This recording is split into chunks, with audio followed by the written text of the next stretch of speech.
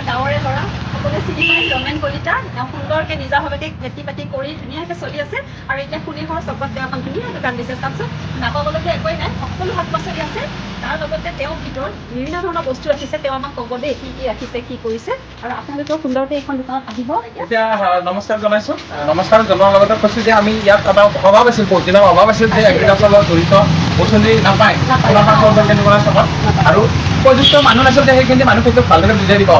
আজিকালি মোৰ 15-20 বছৰৰ অভিজ্ঞতাৰ ফালৰ পৰা মই এখন দোকান খুলিছোঁ। লগতে ইয়াৰ উন্নত মানৰ ধনিয়া, মটৰ আদি কৰি যিমান আছে। এতিয়া আলুটো আমি আগতে বিধানটো ভালকৈ পোৱা নাছিলোঁ। এইটো জলন্ধৰ পুখুৰী যেতিয়া হাই কোৱালিটি হয় F1 হাইব্ৰিড চিড, গতিকে মটৰৰ পৰা সকলোবিলাক বীজ আছে। লগতে ৰাসায়নিক সাৰ, জৈৱিক সাৰ সকলো পাব।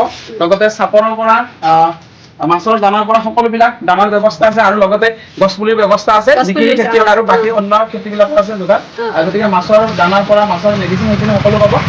যিসকল বন্ধুৱে মানে বিচাৰে যে সোণাখাৰ চকৰ শান্তিপুৰৰ চকত সোণাখাৰ যদি শান্তিপুৰ চকত আৰু ইমান ভাল কৰিছে এইখন দোকান খুব প্ৰয়োজন আছিল আমাৰ। কাৰণ যদিও খেতি কৰে মানুহে গোটেইখিনি কথা ভালকৈ নাজানে, হয়নে? তেতিয়া যি হওক যে তোমাৰ ইয়ালৈ আহি গোটেই ভালকৈ বস্তুখিনি নিব পাৰিব আৰু ভালকৈ খেতিখন কৰিব পাৰিব। আৰু আমাৰ ভাল লাগিল তোমাক লগ পাই আৰু ভাল লাগিছে এনেকৈ আগুৱাই যোৱা। আমাৰ মৰমৰ জুবিন গাৰ্গে ভাল পোৱা নাহৰৰ পুলি ইয়াতে এতিয়া ধুনীয়াকৈ নাহৰৰ পুলি ৰাখিছে। যিসকলে নাহৰৰ পুলি ৰুম বুলি ভাবি আছে ইয়াৰ পৰা দিব পাৰিব দেই।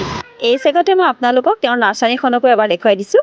আমলখি উন্নত জাতৰ আমলখি হাইব্ৰিড কঁঠাল 3 বছৰত লাগিব আৰু ইয়াৰ বিলাক ৰঙা ৰঙা হ'ব। আৰু কেৰেলীয়ান নাৰিকলৰ পুলি, নাৰিকলৰ পুলি, আপেল বগৰী ৰঙা বগৰী ফুল আহিছে। 1 বছৰ 2 বছৰত ইয়াৰ ফল ল'ব পাৰিব।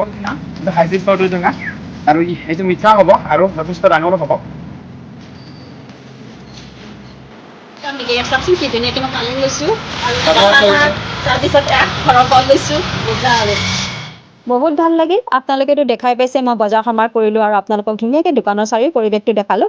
আৰু এয়া সোণেহৰ চকত RK ষ্ট'ৰ এইখন চাইনবোৰ্ড দেখিলে আপোনালোকে গম পাব। আৰু যদি ভিডিঅ'টো চাই ভাল লাগিল নিশ্চয় লাইক এটা কৰিব।